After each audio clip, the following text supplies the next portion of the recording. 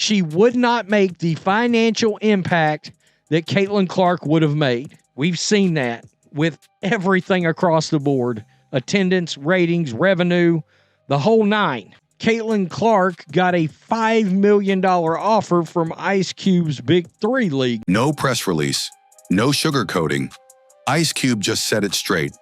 Caitlin Clark got the offer. Angel Reese did not. And the reason? Reese doesn't move the needle. I believe her agents were hating on it. Because her agents that she has are also NBA. They got a lot of NBA guys that they make millions off of. So I think they was like, man, we don't care if she making more money. She gonna go back to the WNBA. We're gonna keep everybody happy.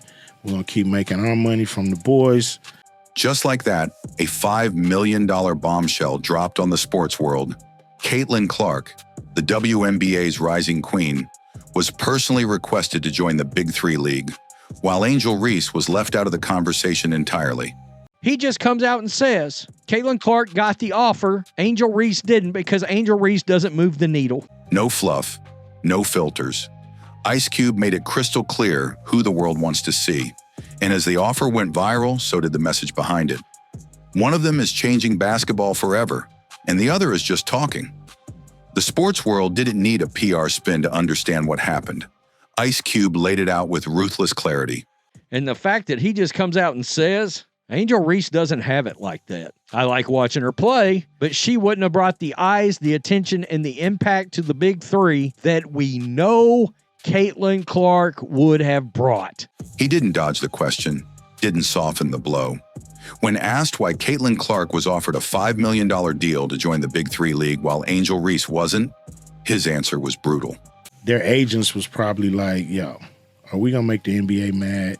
Let her play in the Big Three for, a little commission and possibly alienate all these, these $1 million deals we got going and all these commissions we get with the guys. Angel doesn't move the needle. And just like that, the hype bubble around Reese popped. This wasn't about potential. This wasn't about personality. This was about power, reach, and impact. Three things Caitlin Clark has proven she owns. The offer wasn't some gimmick. It wasn't a headline grab. It was a calculated investment. $5 million for one player to bring in millions more. You take that same player and now you put her as the first professional female basketball player to play men's league at the highest level. Now it's an explosion of interest from people who can see if they can do it. So Ice Cube knows business. He knows what draws fans, what drives ratings, and what turns casual viewers into loyal followers. And every metric points to Caitlin. She shattered NCAA records. She's breaking rookie barriers in the WNBA. And most importantly, she's packing arenas, spiking TV ratings, and selling out merchandise faster than the league can print it. She's not just a player, she's an economy. Caitlin Clark is box office. She is a star. Who, by the way, I'm going to go there, who happens to be white and brought a level of attention and allure to the sport it had not received before. Now contrast that with Angel Reese. Sure, she gets attention, but it's noisy, not valuable. Social media beefs, reality show style drama, and vague interviews don't put fans in seats. And Ice Cube said it outright. Reese simply doesn't deliver where it counts. Viewership, revenue, and real market value. He didn't say it out of spite. He said it because it's true. And my advice to anyone that comes in with this, this level of notoriety, out of this world expectation, whatever the case may be, I just think it's all about having, be a horse, man. The Kentucky Derby, put your blinders on, go to work, show up to work, punch your clock in, prepare yourself, work on your game, work on your craft. Reese might be popular on TikTok. Caitlin Clark is selling out NBA-sized arenas. And the message? It couldn't be clearer. The Big Three isn't here to play politics. They're here to build. And when Ice Cube looked at the landscape of women's basketball, he saw one name that could elevate the league's global brand overnight. Caitlin Clark. Not Reese, not anyone else. Just Clark. That's why the offer wasn't extended to anyone else. She's the only one whose game and name are both built for the spotlight. But here's where it gets deeper, because this move didn't just expose the gap between Caitlyn and Angel. It also exposed the system built to hide it. So they kind of made a business decision and didn't let us speak with her and her family, because that's what we really wanted to do. The WNBA and certain media circles have spent months trying to sell fans a false rivalry, propping up Angel Reese as Caitlyn's equal or even superior. They pushed headlines, created fake tension, and ignored the stats. But one bold move from Ice Cube blew that illusion apart. He looked at the numbers, ignored the noise, and went straight for the player who actually delivers. And that's the real shockwave, because Ice Cube didn't just reject Angel Reese, he rejected the entire narrative surrounding her. The fans noticed, the league noticed, and now everyone's asking the same question. If Caitlyn Clark is worth $5 million to the Big Three, why is the WNBA still treating her like just another rookie? Caitlyn Clark, what she's doing doesn't minimize what they've done, but we should have been giving her the credit. We saw the ratings, we saw the merchandise sales, we saw the attendance, but y'all want to make it about something else. Oh, what about the women that laid the foundation? What about this? What about it? That ain't got nothing to do with Caitlyn Clark. Caitlyn Clark is box office. She's doing this. The $5 million offer wasn't just a paycheck, it was a power move. Ice Cube wasn't playing by the WNBA's rules. He saw what the league refused to admit. Caitlyn Clark isn't just the best rookie they've ever had, she's a once-in-a-generation phenomenon. And while the WNBA scrambled to figure out how to handle her stardom, the Big Three saw a window and tried to take it. But that's where the story takes a darker turn.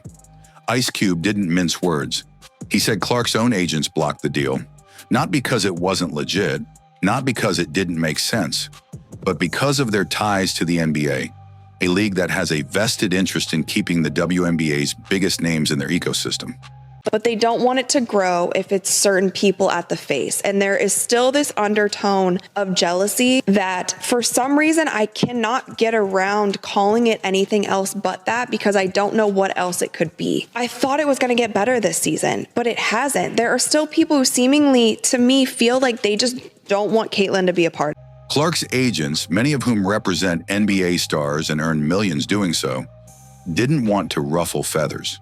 So instead of opening the door to a deal that could have changed the trajectory of women's sports, they slammed it shut before Caitlyn or her family could even hear the pitch. I believe her agents were hating on it because her agents that she has are also NBA. They got a lot of NBA guys that they make millions off of. So I think they was like, man, we don't care if she making more money. She's going to go back to the WNBA. We're going to keep everybody happy. We're going to keep making our money from the boys. This wasn't just a missed business opportunity. It was a direct assault on innovation. Ice Cube made it clear they didn't even let us talk to her.